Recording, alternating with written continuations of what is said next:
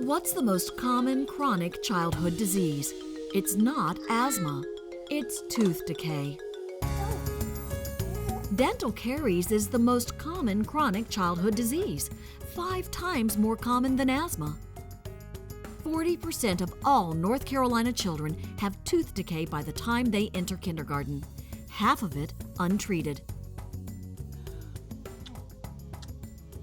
Besides being a part of a great smile and good self-esteem, teeth are absolutely essential to how children learn to eat and speak. The impact of poor dental care on overall health can be serious. If left untreated, this painful disease can lead to tooth loss, infection, and, in severe cases, death. That's why it's so important to begin oral care early. Yet, access to good dental care can be hard for this age group. Who thinks about taking a baby or toddler to the dentist? But that is exactly when good oral health must begin. How can we make it easier for parents to get their children the oral health care they need? Primary care providers like you are on the front line of disease prevention for children. Because families visit doctors' offices on a regular basis during a child's early years, providing oral preventive care to your young patients can help prevent and reduce the debilitating effects of caries. And data show it works. Children receiving preventive services have a 49% reduction in dental treatment in the first year and a half of life, and fewer hospitalizations before 6 years of age. That's why it's important for healthcare providers to go into the mouths of babes.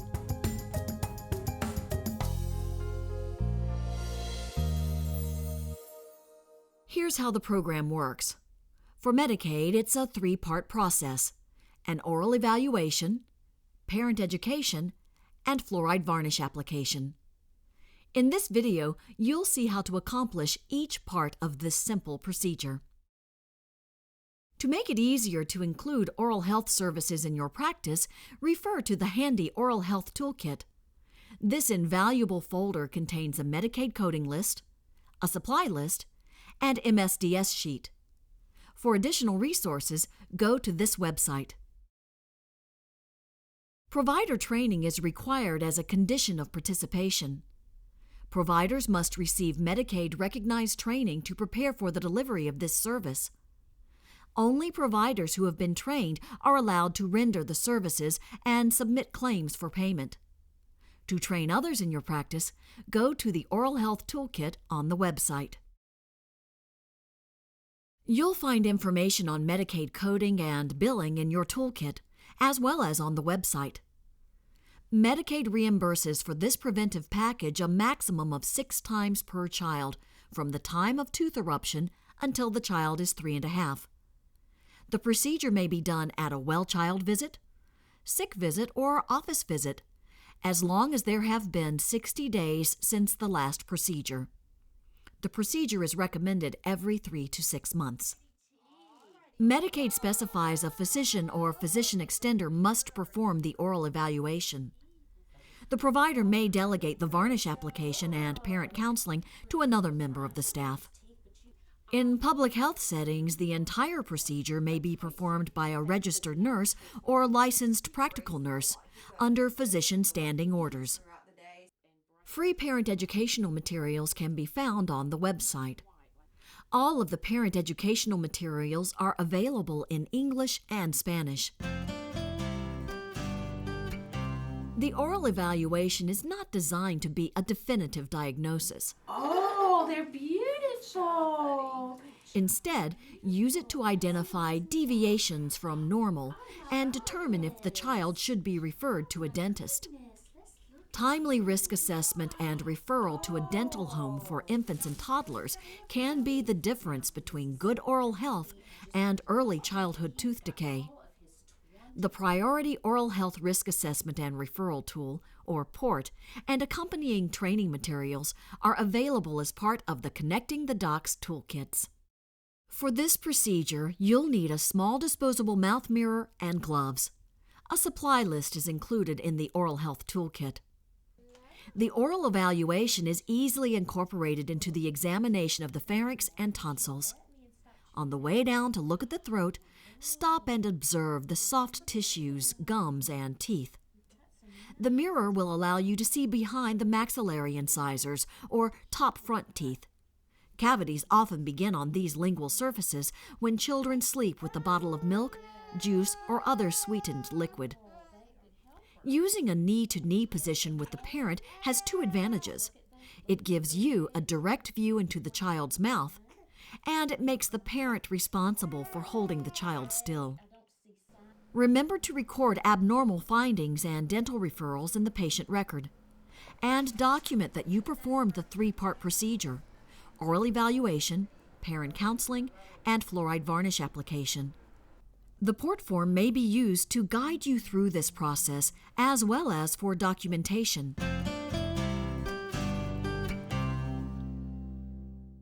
For the fluoride varnish application, you'll need gloves, gauze squares, and a unit dose of fluoride varnish, which includes the applicator brush.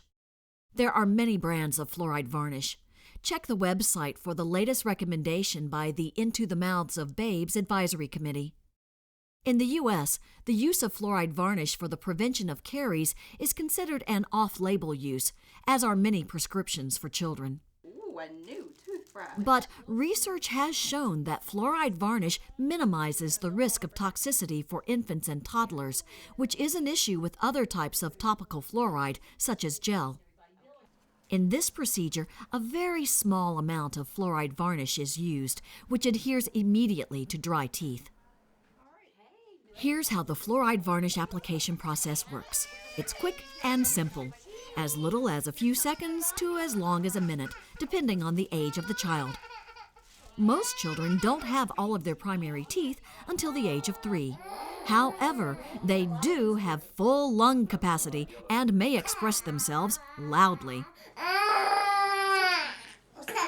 It's okay. That just makes it easier to see their teeth. First, get in a knee-to-knee position with the parent, with the child on the parent's lap, facing the parent. This is a good position because it allows the parent to hold the child and gives you a direct view into the child's mouth. Positioning the child on an examination table is also an option. Put the varnish from the unit dose between your thumb and forefinger on your offhand glove. Using a gauze square, dry one section of the child's teeth. The teeth must be dry for the varnish to adhere. Place the gauze between the child's teeth and tongue if needed, or use your pointer finger to block the tongue. Keeping the fingers of your offhand in the child's mouth, use your other hand to dip the brush in the drop of varnish on your glove. If you are concerned about being bitten, insert a plastic finger splint under the glove on the pointer finger of the hand drying the teeth. Cover all tooth surfaces in the section you dried with a thin layer of varnish, the front, back, and top of every tooth. The recommended varnish appears as a yellowish coating on the teeth until it is brushed off. Be sure to tell parents this is normal. Repeat this procedure for all teeth, doing it in sections, a few teeth at a time, until all tooth surfaces are varnished. It's okay for the child to eat soft foods or drink immediately after the procedure, but do instruct the parent not to brush the child's teeth until the next day, allowing the varnish to remain on the tooth enamel longer to strengthen the teeth. Assure the parent that all of the varnish will brush off and teeth will look normal again. Medical practices and health departments in North Carolina have been offering this important varnish procedure to children since 1999. Here are some helpful hints from those practices that will make it easy for you to offer this service. Identify children to receive the procedure on your appointment schedule by placing a note on their paper or electronic chart. Designate someone to coordinate the system to make sure supplies are stocked and that there are plenty of parent educational materials available. Remember, all of these informative materials are on the website. Oh, I see it's in yellow. Train everyone in the practice. An informed group works together better. Keep supplies in a handy kit, such as a plastic container at the nurse's station or other central location. The kit can be easily picked up and taken into the exam room with an eligible child. Use the knee-to-knee position with parents. You'll have better visibility of the mouth while the parent is holding the child. Early childhood caries is a serious problem. The good news is it's largely preventable. As the primary care provider with access to high-risk children during their early years of life, you can make a difference. North Carolina is a national role model in providing oral preventive care in medical settings. This program is having a significant impact on children's oral health.